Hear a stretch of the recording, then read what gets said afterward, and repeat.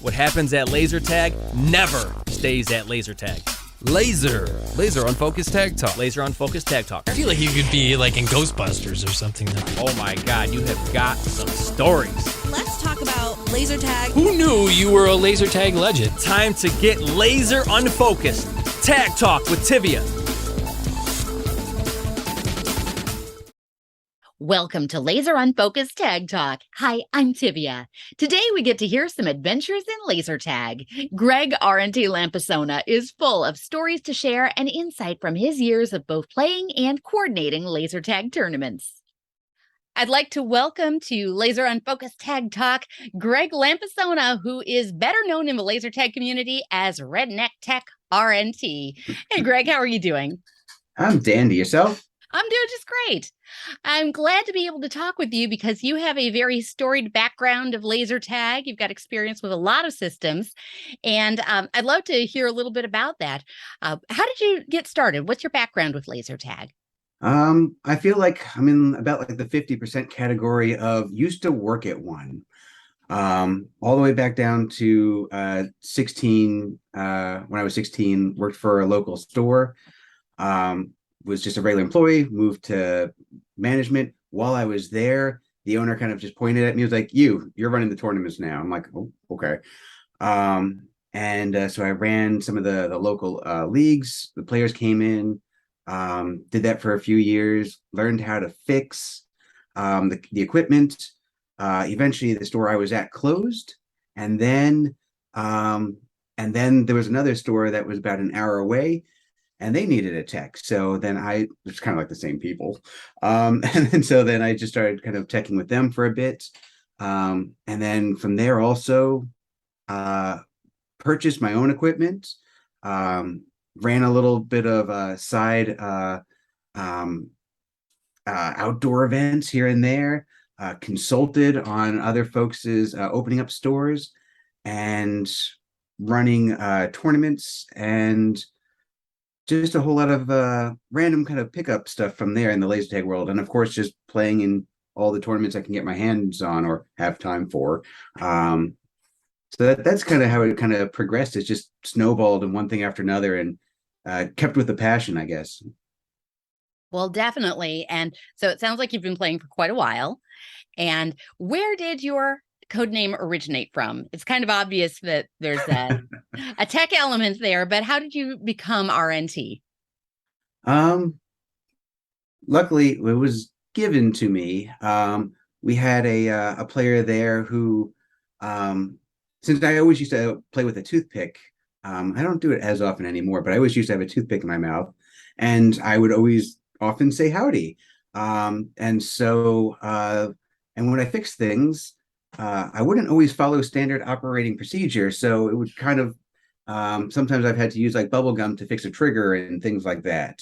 So that sort of kind of redneck tech sort of fixing style always applied. So that's kind of that culmination of things. And then, one person pointed out and ran with it.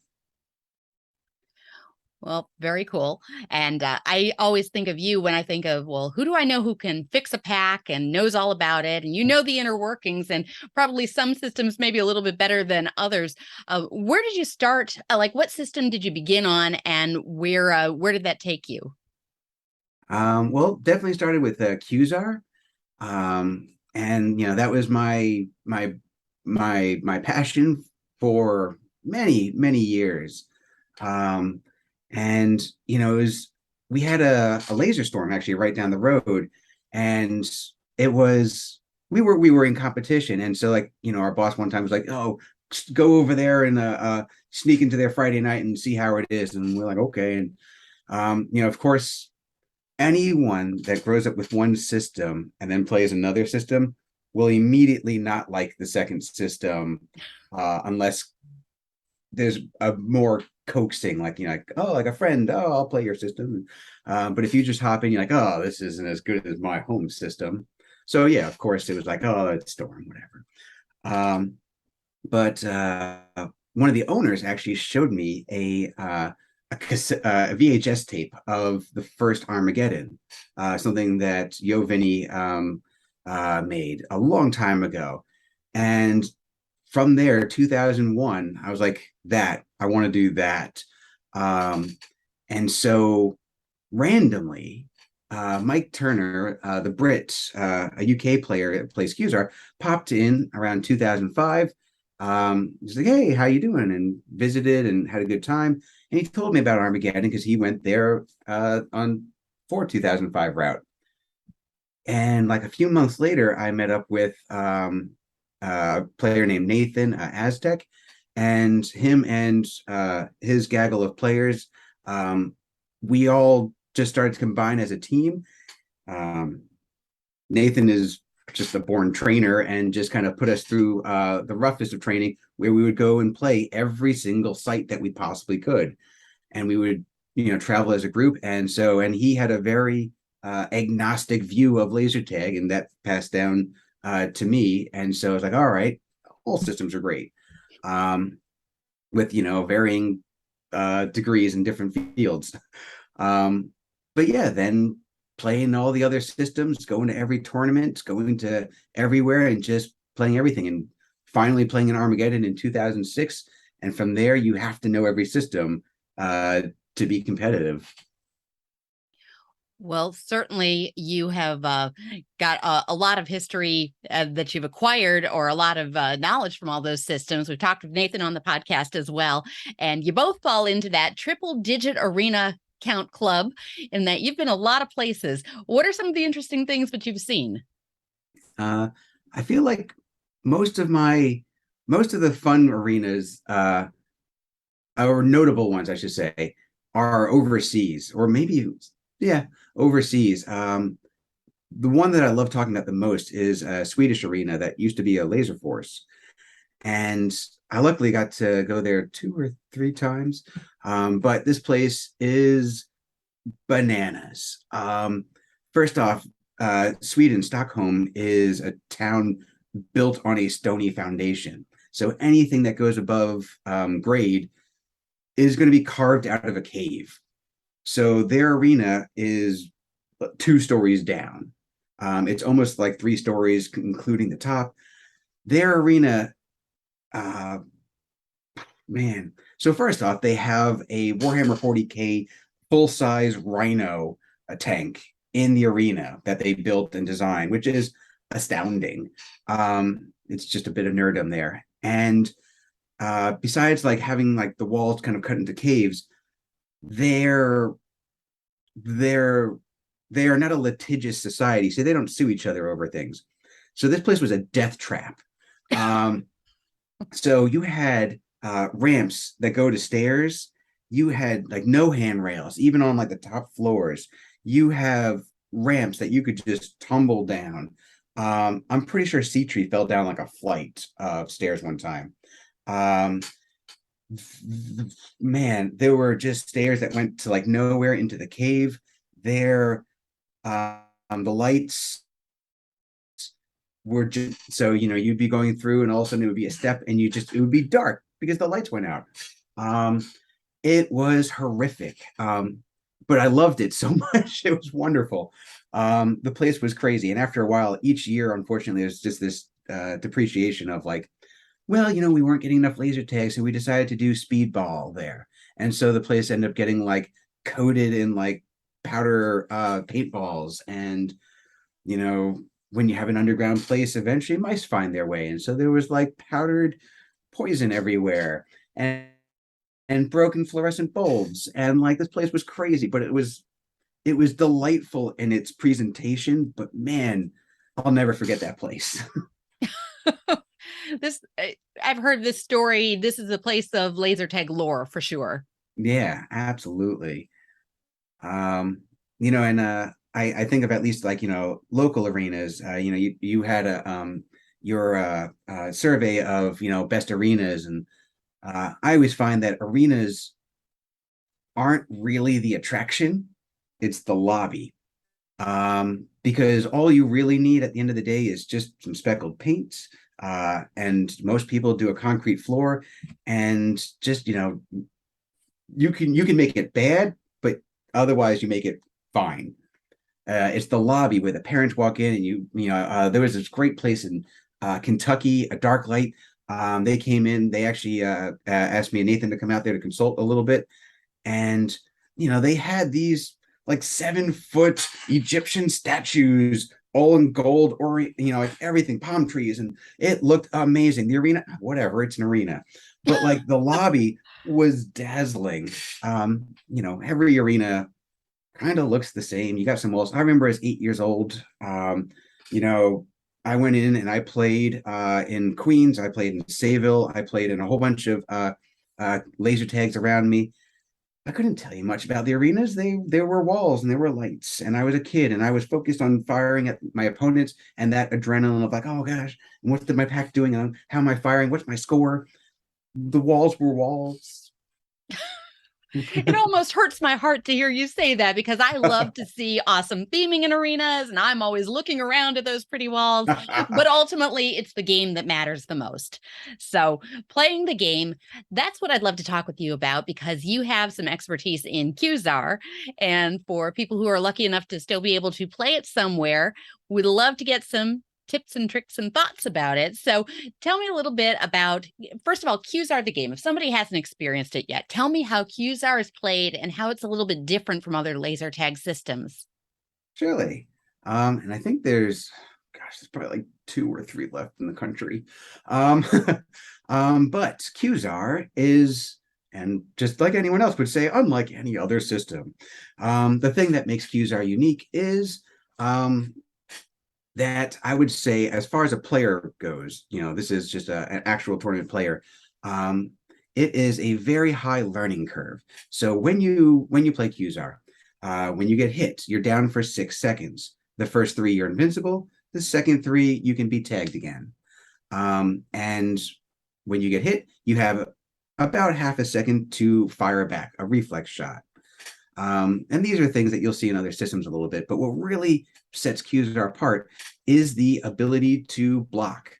The evolution of QZAR was originally, and most laser tags, is do not have any skin touching any of your sensors or blocking anyway. You should always have a clear path no matter what. And the thing about QZAR is the infrared is set to be ridiculously strong. It is the strongest system I have ever played. And I have demonstrated this where I can fire through my hand and still tag a pack. It is ridiculously strong. We often have joked that, if you tag someone in the wrong place, you could probably make them sterile. It is potent. So because of this, it was ruled that we were allowed to now block. So we were able to cover our sensors because even with a good block, you're still vulnerable. And even if you have the best block, you can still bounce off a wall and easily hit someone from behind. And then this creates this now chess or, a setup where you need to work with your teammates, like stand behind them, I'll bounce off of your block and hit their back panel. What it really comes down to is, there's a couple of different ways to block. I'll go over that in a moment, but it becomes like a rock, paper, scissors, a timing thing. One of my friends, Toby, just mentioned that, it's a lot like combat video games, like Mortal Kombat and whatnot, is, on the high levels, you're doing the blocks, you're doing the combos at exactly the right time. And if you mess up, then the other person has advantage. So QZAR, you come out, you fire, and then you come back in. And if you mess up this timing, it opens you up for all sorts of, shots everywhere else. So it becomes this standoff, this, one-on-one is really, I think, where QZAR is at the most, or even 2-on-2. 2-on-2 is wonderful too. But it's all about, all right, I'm in my block, I can't be hit. And now I have to fake that person to try to take a shot. So that way they open up and now I can take my shot. And we play 1 shot a second. So every shot counts. If you fire at the wrong time, you now have a second of time where you can't do anything, which in laser tag is huge, considering all the other systems are usually 5-6 shots a second or so. Or sometimes 3. It's this playing where you now have to pull out, fire, come back in as tight as you can. And the hardest part is when you come back, you have to be perfect. You have to be tight where that infrared is not going to leak into your front panel. We do not have shoulders, so it makes it all much more possible and much more central to where our sensors are. And we have a couple of different blocking styles. One of the earlier ones that was adapted that kind of evolved was the lean back, where you take the gun, put it behind your leg, lean back, and put your arm over your front panel. And then there came the Quicksilver, where you would put the gun behind your neck, and then you still would have your forearm in front of your front panel, and you lean back and you pop some shots quickly like that. Also, names will vary depending on location. So this is what I grew up with. And then you would have the regular G, which would be one arm kind of across your chest to block. This opens up, bounces off your elbow if you don't do it right.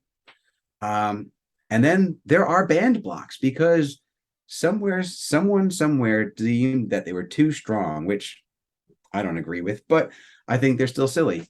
Things like the 2G, where you would have your arms on either side of the gun, and you'd have all of that in front of your front panel, theoretically making you unhittable. As well as the crab, where you would do the same thing, but 90 degrees to that in front of your front panel.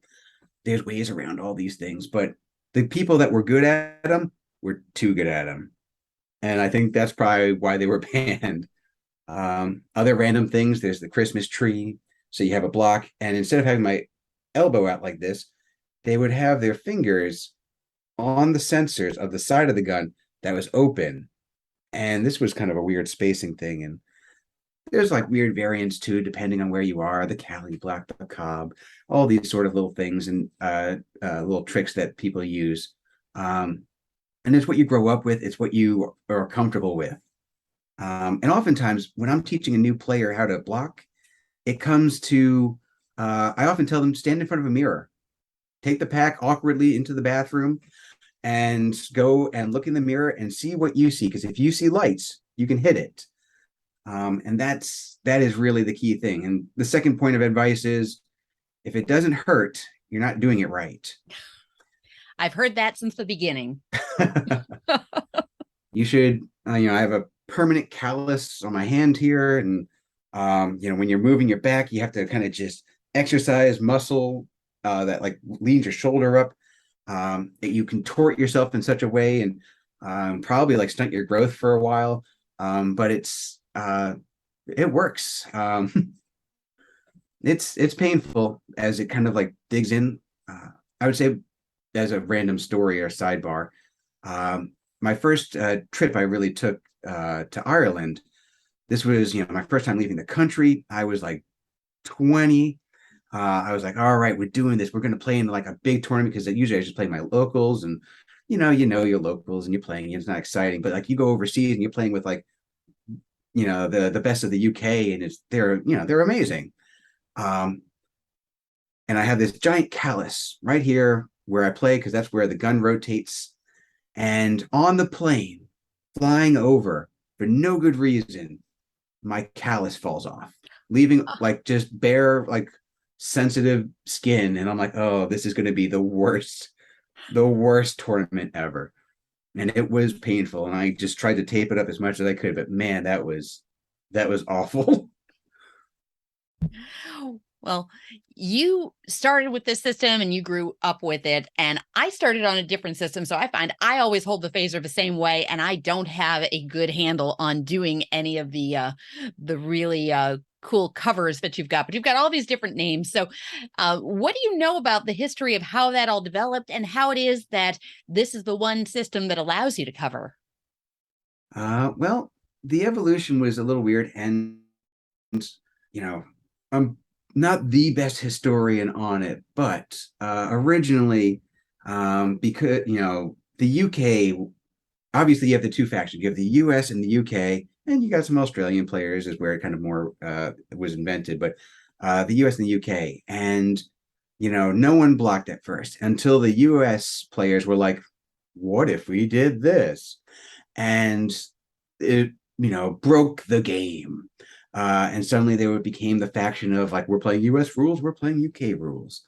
During that time, the UK players, and again, my history could be a little bit off, But the UK players, were like, well, we're not going to block. We're not Americans. That's barbaric. We're going to lean back. And so they would all do the lean back. And, like, well, it's not blocking because we're not really doing the thing. And, again, the players that could do that are amazing. And so, they were doing a lean back. And, eventually, uh, let's say around the fall of Qzar, which is like 1992, maybe it was 96. But the company started to implode, things started to go wonk, and suddenly, sites started closing, and now you start to realize like, oh, this is finite. And so now UK and US are like, okay, well, like we really want to play against you guys because you're good. Maybe we'll start creating more universal rules. And so, like settings started to come together and whatnot. And eventually it became the international settings. And the Irish and the UK players curmudgeonly like, all right, fine, we'll block. And then they got really good at it. And some of the players still like, I only lean back. And they're really good at it. But so yeah, it evolved into like, all right, fine, we'll do what the US is doing in order for us to play. And then there were other small little concessions like things called Tubi grips. We don't really have them here. We do, but we don't call them Tubi grips, or the company doesn't exist here. But basically, they are compression sleeves, medical compression sleeves. Most compression sleeves you get now have a shine to them. Medical sleeves are, like ace bandages almost. And so they don't bounce. And so players were like, oh, my arm, I'm going to wear this medical thing. And so, that way when you're blocking, it's not as bouncy on your arm. And they would dye it black and so forth and so on. And eventually this was, a bit of a fight back and forth. No, that's cheating. You don't really your arms. And suddenly everybody had one. And then it was like, fine, it's just a thing. If you want to play with one, you're fully allowed to. We're just not going to fight this anymore. And so, Tubi grips were a thing. And, you still have players like, I don't need that. I like playing it because it's fun. I definitely use them. I don't think it really helps. Maybe it like tightens my skin a little bit. Maybe it makes it a little bit less bouncy. Maybe. I'm not good at dyeing cotton black. It turns brown for me. But they're fun at least. People are like, oh, and some people just go off the wall. So they dye it like neon green and neon orange. And it's like, awesome, go to town, do the thing. So that was always kind of like a fun evolution. And as far as the equipment goes too, the equipment has stayed the same for all the time that I've been around. It used to be this really minimized equipment, and the gun used to be a lot heavier and all these things. But for the most part, what we have now is what we've used for most of the life of Qzar. Now, what you have now is a little bit of Qzar in your collection. And I wonder if you could tell me how you acquired Qzar, why you acquired it, and what you do with it at this point. Well, I know, let's see here. Let's see. When I was teching, of course, I was like, this equipment is awesome. I wish I had my own. And so it was nice. Eventually, when my first store closed, they bequeathed one of the guns to me. And I'm like, oh, well, cool. I got one. And so, you need two. And eventually, working at the other place, they bequeathed me a second one. And I'm like, great. And then I had those. But, the urge rose. And so what I realized is I can find random lots online that people are selling after their stores close that have been sitting in an elevator for years, an elevator shaft. And so, the first one I bought was in Tennessee, Catskills. No, it was something. Anyway, it was in Tennessee. So I bought their equipment for ridiculously cheap. And so I bought that, and it was a mess, an absolute disaster. Every pack, like there was literally rat's nests inside of the guns. And I did this venture, and I started with Nathan as well. And so, we were taking the guns apart, seeing what we could see. And the one that I think he was the most tickled about, as we were reading it, they all have like little toe tags on them of what's wrong ish. And like, oh, bad board, need battery, this and that. One of the toe tags said, needs a priest. um, it was bad. And so, I spent like a year just fixing it up, getting the parts, replacing everything, and finally got it operational and working. And it came with energizers and packs. And so I had to go and search for a 486 computer processor so that way I could run the program, and, make do with what we had. And then eventually there's just more and more people selling their equipment because more and more stores were closing, and they didn't know what to do with their stuff because it just sat and rotted. So I just bought about 3 stores worth of equipment. And eventually, people like, oh, I want a couple QSR packs. And so I sell off some QSR packs that would help fund me to build more. And, I would always do it much cheaper. It's funny, the pricing, like you look at the original, like 1992 pricing, and it was like the laser, the green laser cost $800. The old owner of the store I used to work for was always like, oh, the red lasers, they have rubies inside of them. These are ruby red lasers. I'm like, wow, there's got to be a better way. And of course, 30 years later, there are much easier ways than putting rubies inside of lasers. But yeah, the prices were astronomical, and a pack itself would be like $3,600, and now they're not worth a whole lot. Depends on where you go, like, and depends on who you talk to. If you go to QSR Systems, each individual part will probably add up to that cost, but they'll sell them cheaper. But it's interesting. I kind of lost track. What was the question? Well, the second part of that question is why or what were you doing with them? It sounds like you were kind of keeping the community going by making them available to enthusiasts and fans. And that's perhaps why it is that we have QSR parking lot tag being such a thing. Yeah, absolutely. And but was that your intention? What was your purpose for acquiring so many? At first it was just personal, like, I want my own packs. And then second, it was, with Nathan and our traveling band of players, it was like, all right, like, let's have it so that way we can all play. And 2006 Armageddon tournament, for those of you that don't know, is a giant multi-system tournament that happens all over the country, in different locations each year. And so in 2006, we brought QSR in because there are no QSRs in 2006. So Mike found QSR Atlanta just closed, or not closed. They switched out of their QSR. And so they shipped all the packs to us. I believe Mike bought them all. And so we had all the packs, and we brought them to a little place in Maryland, Mark Mueller's site, XP Laser Sport. And it's for Armageddon. And so the goal was fix these packs. And of course, any site that's going out of business will not fix their packs for the last 3 months. So they were in wretched condition. And so me and Mike spent the time to fix and repair and rebuild as much as we could to get it going for Armageddon that year. And the packs were working pretty well. The network did not work so well. There was all sorts of wonky things, and so it kind of failed.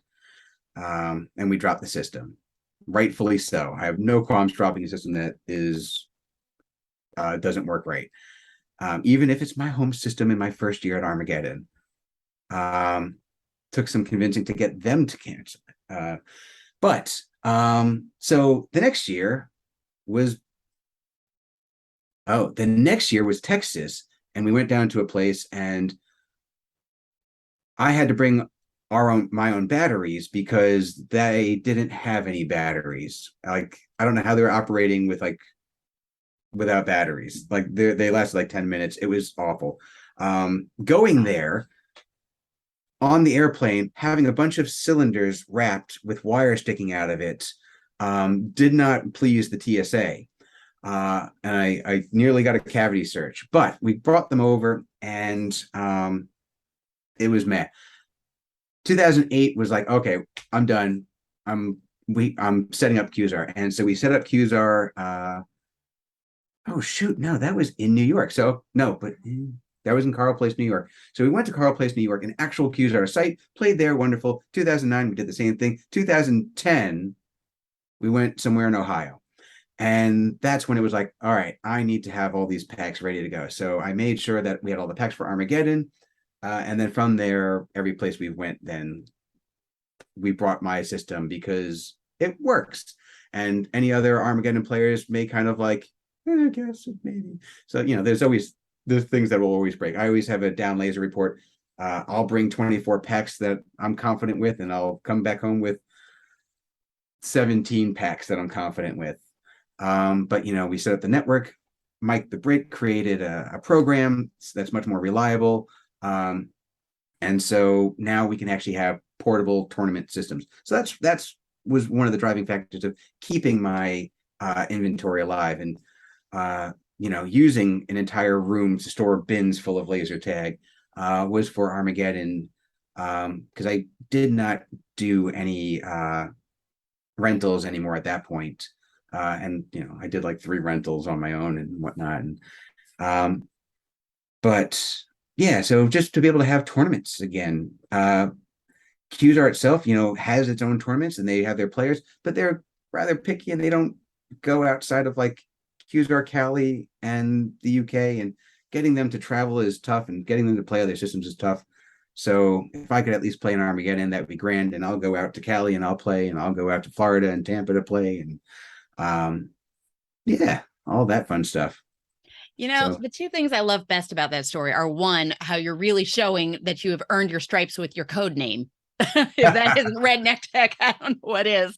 But also, I just really love the whole grassroots, keeping this legacy system you love alive through whatever means necessary.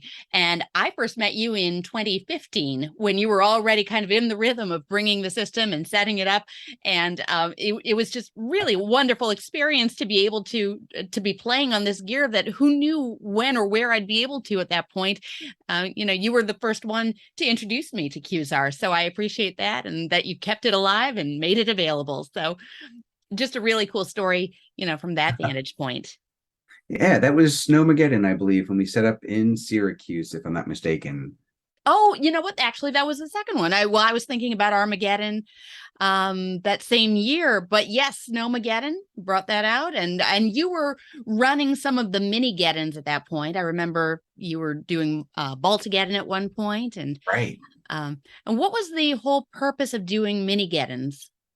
Well, the notion was, we started with the idea of quality control of, like, since Armageddon travels around, Ricky, who was running it at the time, can't always go and visit every site. And so, again, this is, also led by Nathan a bit to, let's go out there and find these sites and make sure that they're good. So we would have like little mini get-ins, little low stake tournaments, to really kind of like test the site, stress test, see what we needed to do. And, sites that we should go back to and sites that we should not go back to. And, then it was like more training and more playing for folks. Once a year Armageddon, you have all these people that come from all over the country to play, and once a year. So if we could make it twice a year, that might be nice. And make it cost efficient too. Armageddon is well worth the cost, but if we can turn it down to like $50 and have it all in like one town, that would be dandy. And myself, so I'd bring in QZAR, Logan would bring in Storm, and we would use we would basically take over the arena. So in Syracuse, Tim, the owner there, who runs Force, so we used Force, and then I think we traveled over to Quest Rochester and maybe Tron that year, probably, or at least one time. Mm-hmm. So yeah, we would hit a couple local sites, on as off hours as we possibly can, and just make a nice little weekend of it. A nice 2-day, low stakes, just have fun, encourage team mixing. I think that was like one of the first things was like, all right, like let's grab as many new people. And that was the other thing, grab new people. Because when you throw a price tag like Armageddon at a new person, they're like, I've never done this before. I'm not throwing that out there. But if you're like, oh, $50 for a weekend, like, oh, I can do that. And I'll play my home system and it'll be great. So you get all these locals. And then they're like, there's more. You can come to Armageddon. And it's just that intro. That's great. And it really does give you a chance to experience and hone your skills and play some new things. And it's really cool. So one thing I've noticed from the Mini-Geddons and Armageddon is that pretty much anybody who's been around any system of laser tag has stories to tell, and they love to share their laser tag adventures. So I want to know, what is the most outrageous thing that has ever happened to you at laser tag? Oh, man.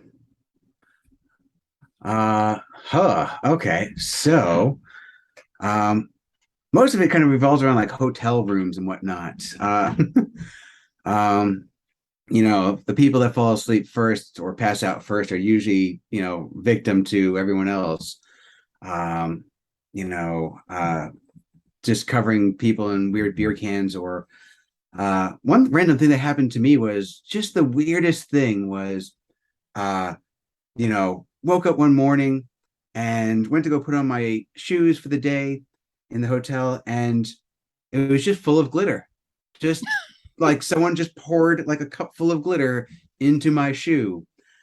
And I was like, all right, well, like I can only think of like 3 people that might have done this. And like, I grill each one of them and they're like, no, it wasn't me. I'm like, who put glitter in my shoe? Um, Times where we were, I brought a whole bunch of hippity hops. And so we kind of just used those down the hallway and in our alcohol fueled fun. Just random things among those lines. You ever play laser tag on a hippity hop? Oh yeah, absolutely. You won't hit any. Well, Qzar, you'll hit everyone because it'll just bounce. But like I think that's probably the goal as you're kind of hopping about. There's always tournament drama.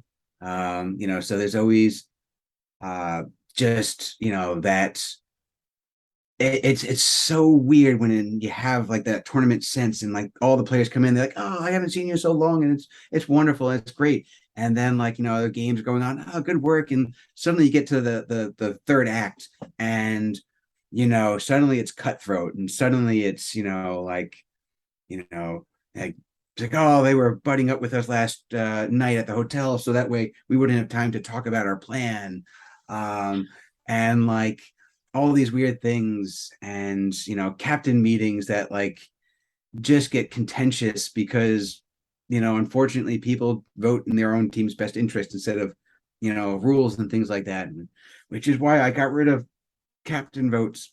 I ran Armageddon. Let's see, random tournament during tournament things, Laser Force, at one of my favorite sites is, I would say like there's 2 American sites that I really love.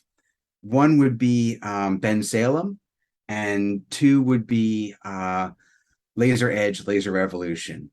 Definitely good choices. Yeah, they are like my top arenas in the country.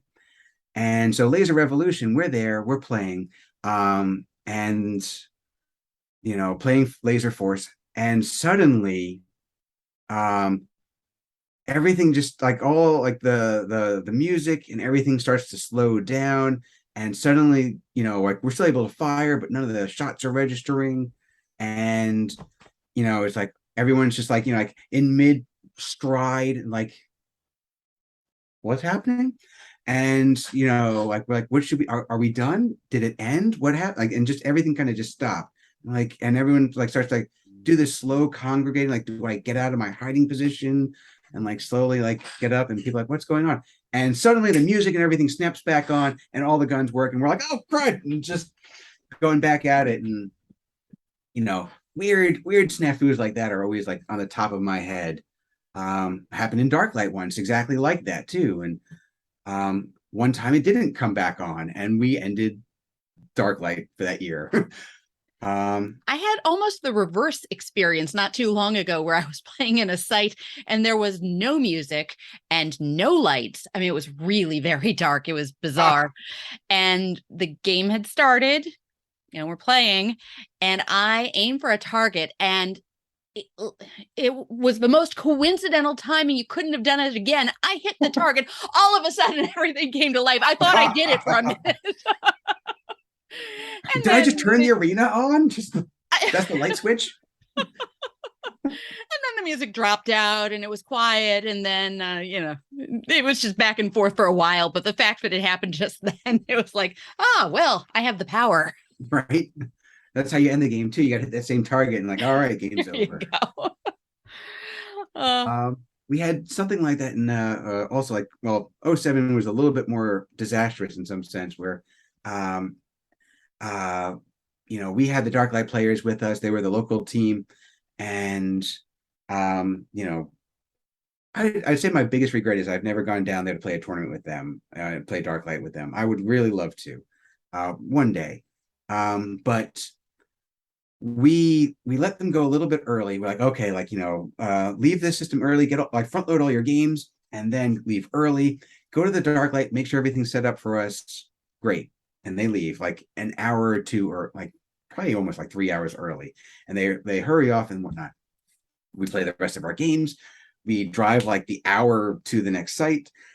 We show up and we walk into the briefing room, and there's all of them down there with all the guns kind of like taken apart and like things everywhere, like sensors just laying on the floor. And we see one of them like shoot a sensor and like another pack lights up.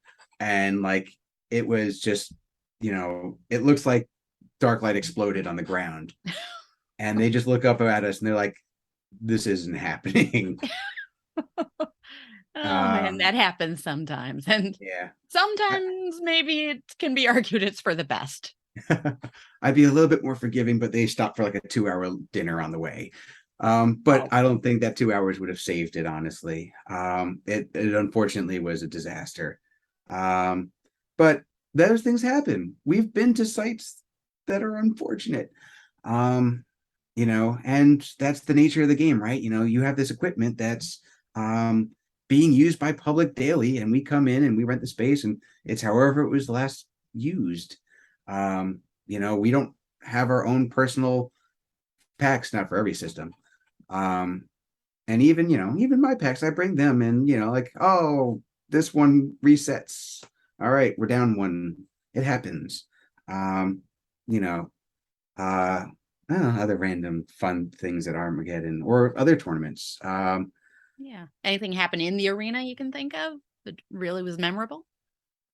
Jason Bach often likes to wear a kilt when he played laser tag. Really? And yeah, absolutely. And he would go in there and he would, be the Baron, and he would go in there and he'd play and, do fine. And the only problem with that reality is the fact that a lot of laser tag arenas are 2 floors with grates that you can look up. You are reading my mind. Things like that are unfortunate. One of the other things, and this probably falls under a brag, but it's not really, it's just more of kind of like a giddy moment. But while playing Qzar in, let's call it 2008, everyone at Armageddon was still kind of getting used to Qzar, so none of them were really adept at it just yet. And so this was my home site, my home system. And, I was talking to my team right before we started, like, okay, let me just scout ahead a little bit, make sure what they're at, come back, and then we'll kind of split up from there. And so the game starts. I leave the base. I look over to see what they're doing, and they're anticipating, because I'm a player, that they're going to hold the base and hold strong. And they all decide to play base defense, all 8 of them in the base. That's not how Qzar works at all. One, the base is incredibly difficult to hit. It's supercharged. I didn't go into this before, but in order to hit the base, you have to hit 5 people in a row without getting tagged yourself. And then you get supercharged, and then you hit the base once and then twice, which I'm just say it's the hardest base to hit in any laser tag. Um, it's ridiculously hard to hit, and it's worth almost nothing. It's just for pride. But it's fun when And the noise happens. yeah, absolutely. And I made sure all my sirens are as loud as possible. Um, and so, I see them all playing base defense, and I go back to the team, like, guys, give me like 30 seconds before you go in there. And so I run in there, and again, I don't mean this as a brag, but wipe them. Um, because they're all tightly grouped together and it's so bouncy. It only took a few shots to hit them all in one shot, hit the base, and then they dispersed. But it was just one of those like, this is what playing your home system means in like Armageddon, like coming in and like doing this. And then they wiped me at their home system, like blindfolded, like just decimated me. But things like that are always fun. And that's always like the warm tale of like you get wiped during Armageddon and then finally you play your system and you're like, all right, I got this. And let's see, it's just like there's always just so many random things. Oh yeah, there was the time that the Swedes played in their underwear. Oh, do tell. So let's see here. So the Swedes were playing, and at this time we were like just about locked for who was winning, and like tournament standings. And so they were like, screw it. And so they all stripped down to their knickers and went in there, and the other team went to go play, and they're like, oh, obviously well surprised. And Yeah. that was an interesting event. Boy, and you thought if you thought those packs weren't sweaty enough to begin with. Yeah, exactly. I had to say they don't get sprayed down often or at all. Well, that's a good one. There's been plenty of times where arena walls fell over. I know one time one of the Swedes, DK, the biggest of them, full tilt ran into one of the Qzar walls, and it's a giant pillar, and it just slowly started to fall upon someone else. And luckily, I was in the area, and I was able to grab it and veer it away from crushing one of the other people. And at this time too, like DK was stunned. He's like, oh, like what do I do? And in that moment, he only had one option of what to do, and so he shot me. And it's like, oh, okay, and, just random things. There's always just the weirdest things, such as like we played an outdoor system in Pennsylvania on a haunted house field. So it was a haunted house field by night, and by day we rented it out for laser tag. And the equipment we were using was not all calibrated to the same game. So different people had different shot rates, but no one knew different ranges. So some people could hit across the field and some couldn't. It was only afterwards that the owner actually admitted that it was hokey. But we could tell right away because that's what we do. And also we had iPads that we hit. And so, it was domination box. So you hold the iPad for 3 seconds and you gain control and the timer goes, and the longer you have the timer, you win. So one of the players heroically made it all the way to the iPad, made it into the tent where it was, went to go hit the button for domination, and the battery died. Or like the screen timed out, and then like he had to enter the password in. It was something along those lines. And it was like, what do you do? So we were all getting a little fed up. And so at one point, and the overall sentiment is most people at Armageddon don't like tactical outdoor equipment. And so we decided, again, since we were getting close to the standings of not really mattering, and our team was nearly guaranteed to win against another team, that we would do a Gettysburg reenactment. And so we came in from both sides around to the edge in marching formation without taking shots.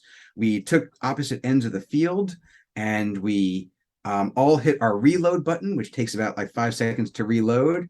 And then we took a kneeling position. And then on the count of 3, we all fired as if, from the Revolutionary War. although that's Civil War, right? So did they have muskets and stuff? Yeah, they did muskets. So yeah, okay, let's say Civil War.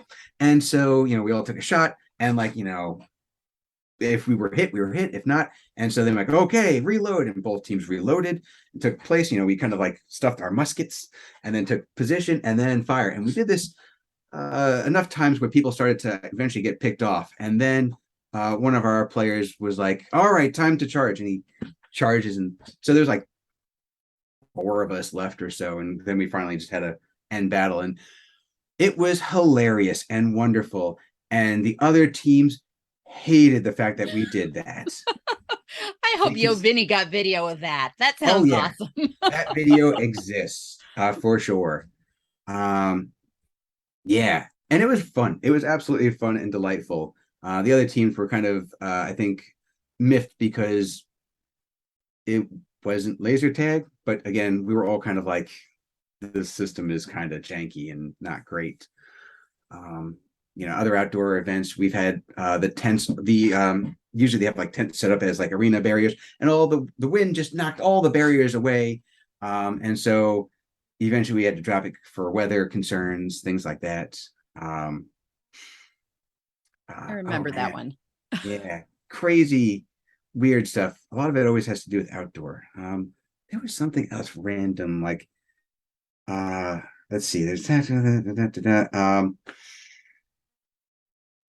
oh man. But yeah, just weird things. It'll pop into my head. Something else will pop in randomly, I'm sure. But there's always just, it's never straightforward. And even like when I wrote the rule book for Armageddon, I put in like little clauses of like, just if an asteroid hits, what do we do? Because that's going to happen. Just random things always end up happening. It's never straightforward. And you need to have a contingency plan in case clowns invade or something. Well, definitely there have been a whole lot of things where a contingency plan was a great thing to have. And so so thank you for the forethought for the asteroids. Hope that one doesn't come to play. A lot of cool things, a lot of adventures, a lot of shenanigans. If you could pinpoint one best memory or one best takeaway from your years of laser tag, what would be the best thing that sticks in your mind that you've gotten out of it? I think one of maybe the more easily shareable ones, maybe not, was when Nathan Aztec got married, we all decided to get a pack from every system.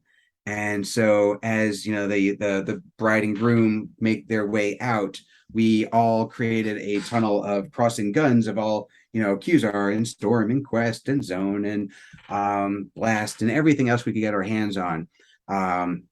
For them to run underneath. And there was just something really, just really awesome about that, about how, one, we were able to gather all of that together. But two, to like, to share, to be invited to his wedding, because I'm a laser tag teammate of his and a friend. And, to set that all up, and things like that are always awesome. Like, creating like that sort of friendship outside of, laser tag. I am not a very social person, so without laser tag, I probably would not. My Facebook friends list would be, double digits or single digits. But things like that are always really just pleasant memories, pleasant, warm memories. Absolutely, that's an amazing story.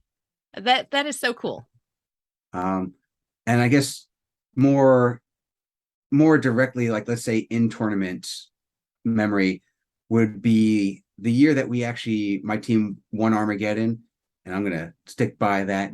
And the tournament started where we were down a player, and he was coming from Zone Nats, and so we were going to play the team that we were going to rival the rest of the tournament, and it was the Swedes team.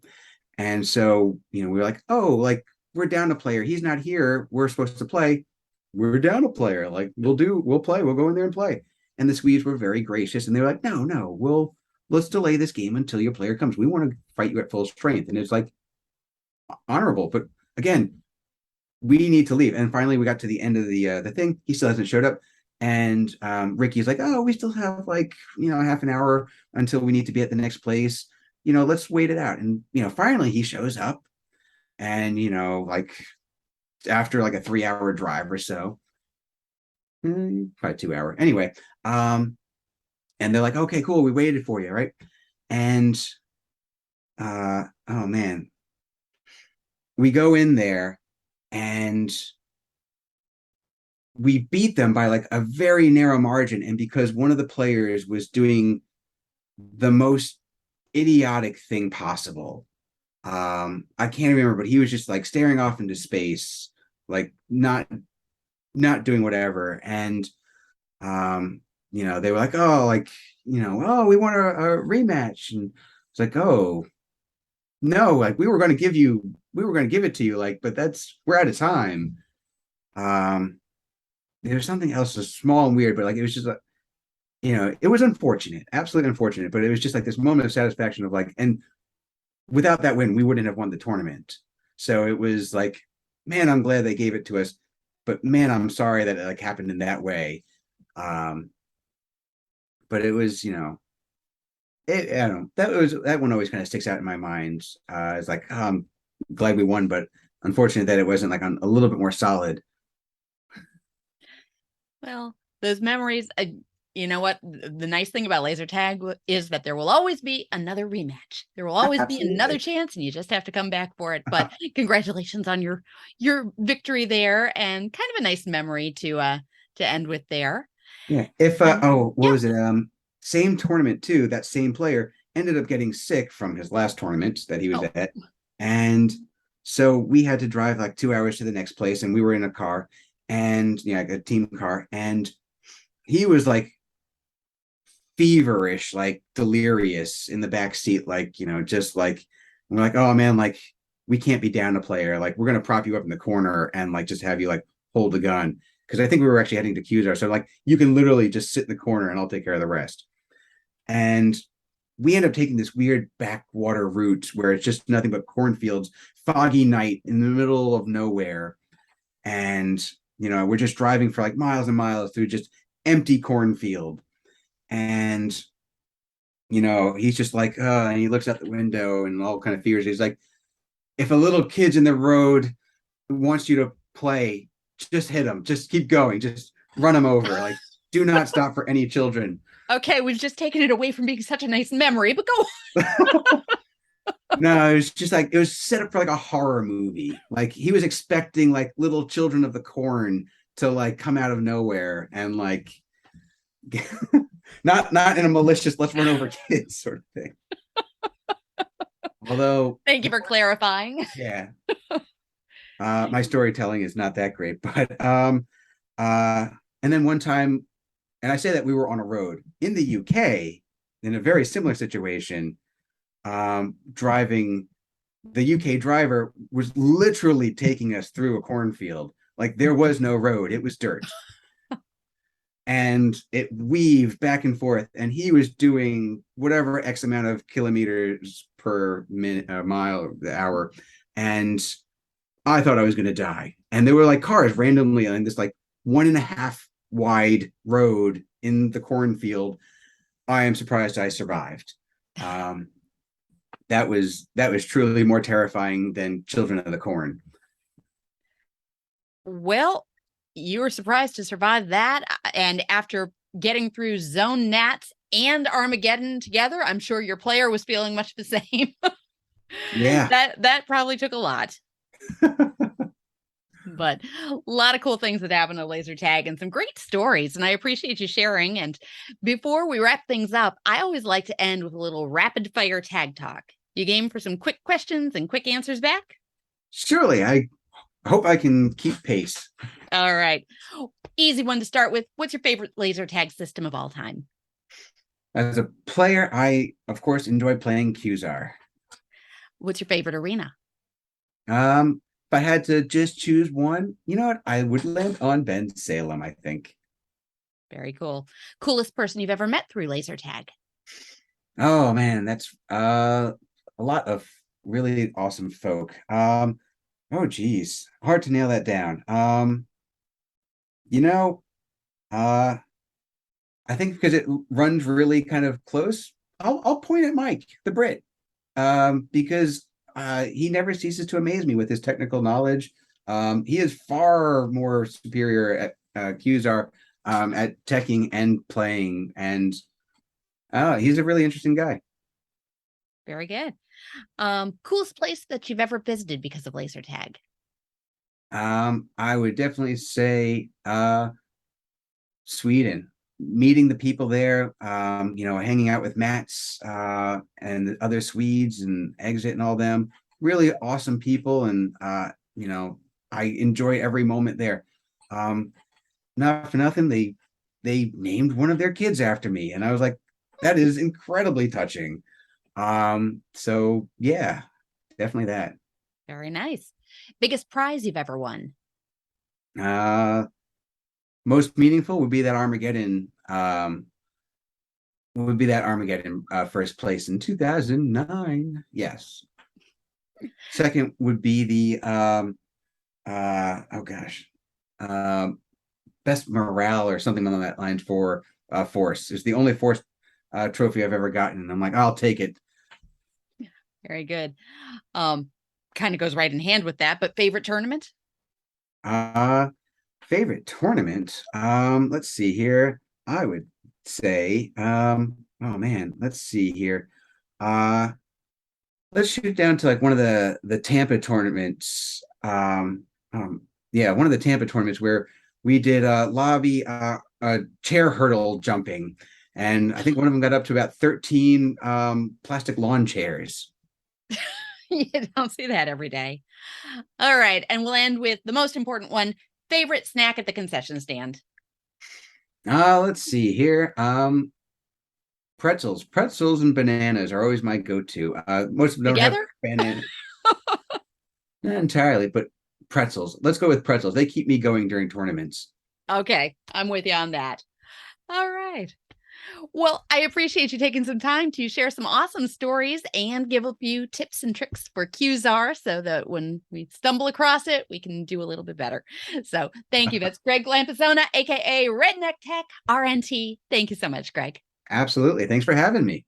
Thanks for checking out this episode of Laser Unfocused Tag Talk. Listen for more episodes on the first and third Friday of each month. Want to be a guest on an upcoming episode? Find out more and follow my blog and website at TiviaChickLovesLaserTag.com.